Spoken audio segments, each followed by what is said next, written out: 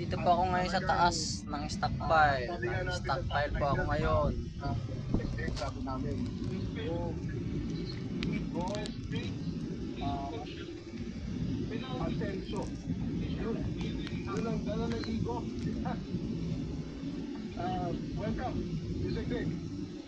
Good afternoon, Sir Ricky. Good afternoon po.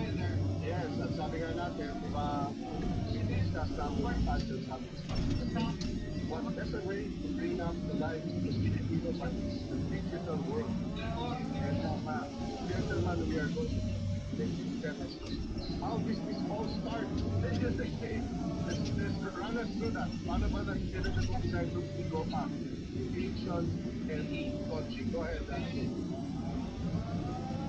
Ayun po, napakaganda po ng pangarap po ng ating mga nagpamulo. So when before po nag-join pa lang sa government, when pa lang the campaign way back 2021, our president is really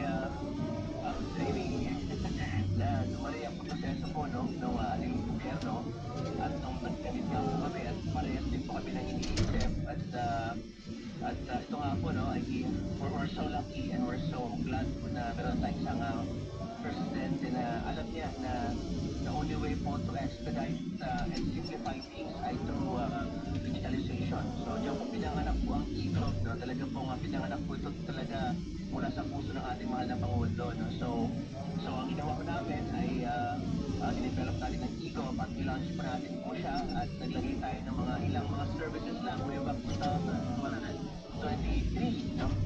Ngayon po ay 40 million users na po, yung downloads tayo, yung digital national ID namin na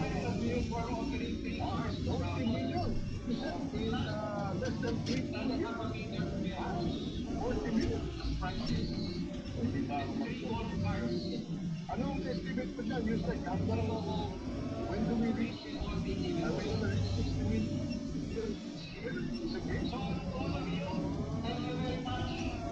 dahil po, siya mayroon po ng search ng download, So dahil araw-araw po ay nasa 100,000 to 200,000 na daily download natin.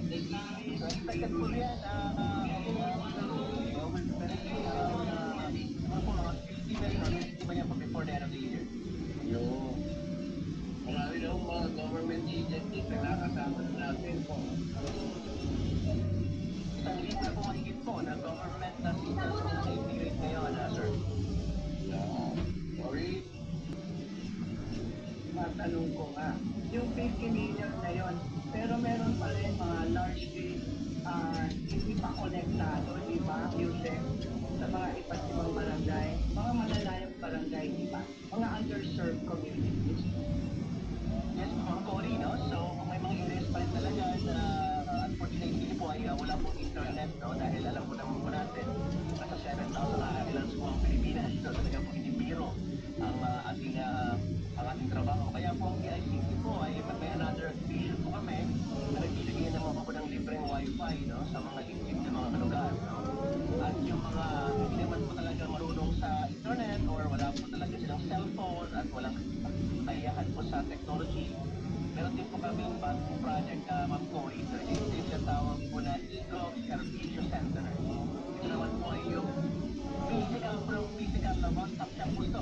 Kung ang e-gov po ay virtual one-stop shop na lahat ng mga major government agencies na sa isang mobile app na lang, bahay ka na lang, yung po katawag ng e-gov Servicio Center ay physical one-stop shop naman. Sa pag pumunta ka po doon, nandun na po lahat-lahat mga government agencies, nandun na yung PhilHealth, EB, SSN, LTO, NBI, pati po yung pagbuka ng mga libreng gamot, at pati yung 20 pesos na bigas, at pati po yung ikaliwa, nandun na rin po sa isang lugar lang. Ang tawag naman po dyan ay e-gov Servicio Center. Meron na po tayo sa Cebu at meron na po tayo sa San Juan. Ayun, ang galing naman nun. Pero yung sinasabi yung libreng wifi, paano yun? How does it work, Yusef? So, ang ginagawa po ng another investigation po ng DICT po ay nagbibigay po ng mga satellite powered technology po ng Wi-Fi, Kasi po, hindi po aabutin ng linya lang yung nagkakaroon po ng linya sa mga lugar na yon. So the only way na magkaroon po ng internet po sila ay naglalagay po ang guarantee ng mga free satellite po para po magkaroon po ng ano natin, ng internet kahit sa mga isla po natin, sa mga isip na lugar. Sana balang araw ang Pilipinas ay magkakaroon ng kanyang ng ating sariling satellite. Yeah. Siyempre, may balak po sila.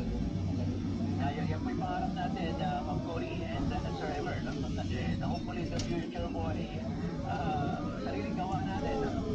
Siyempre, kailangan natin po mapag-ibahin po yung mga advanced research and development natin. Kasama na dyan po yung ating mga inventions. No? So hopefully in the future we'll have our own. Yan ang pagdadasalan natin. Oh, malaking tulong yan, lalo na yung mga sa airport, ginagamit namin. Yan yung kopya. Tapos yung kopya, oo. Kailangan yan. Alam natin na hindi ganun kasimple na gumawa ng isang plataforma na ginawa nyo na Eagle platform. Gaano katagal pa yung pagkabuo ng buong programa ng Eagle? So, maganda lang po, Ma'am Cory, at isa po akong full stack programmer. Sabihin ako talaga po ay nagko-code po talaga. No? Kaya po join ako sa government at bumuo tayo po ng mga magagaling po na mga programmers natin. So, normally po, napakahirap po gawin po ito. Kasi hindi lang po ito basta lang mobile app. Ang pinaka-issue po dito na mahirap na yung paano mo i-connect lahat ng mga government agency na hindi na umuulit. No? Alam mo, Cory, at sa Pilipino, ang hirap natin, no? Imagine mo po, pipila ka sa isang agency, mag-submit ng pangalan mo, signature mo, biometrics mo, ID mo, picture mo, pupunta ka sa kabilang agency